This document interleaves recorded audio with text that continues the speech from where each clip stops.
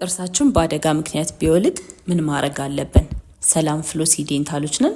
ዛሬ የምናየው ጥርሳችንን በአደጋ ምክንያት ሙሉ ለሙሉ ቢወልቅ ማድረግ ያሉብንን ነገሮች ነው። የመጀመሪያው ጥርሳችንን አንስተን ቆሻሾቹን ማስወገድ፣ በላዩ ላይ ያሉትን ቆሻሾች። ግን ጥርሳችንን ስናነሳ ደግሞ የጥርሱን የስር ክፍል መንካት የለብንም።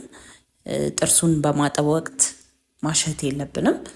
ከላዩ ላይ ብቻ ያለውን ቆሻሻ አስወግደን ከተቻለ ጥርሱን ወደ ቦታው መመለስ፣ ሶኬቱ ላይ ለመመለስ መሞከር። እንደዛ ሆኖ ወደ ጥርስ ሕክምና መሄድ ማለት ነው። ካልተቻለ ደግሞ ጥርሱ ሙሉ ለሙሉ ወተት ውስጥ ከቶ ከወተት ጋር ወደ ጥርስ ሕክምና መሄድ። የጥርስ ሕክምና ቦታ ላይ ምን ሊያደርጉት ይችላሉ? ሙሉ ለሙሉ ጥርሱ ታስሮ ወደ ነበረበት መመለስ ይቻላል ማለት ነው። ስለዚህ የጥርሱ ጥንካሬ ከጊዜያት በኋላ በሂደት እየተመለሰ ይመጣል።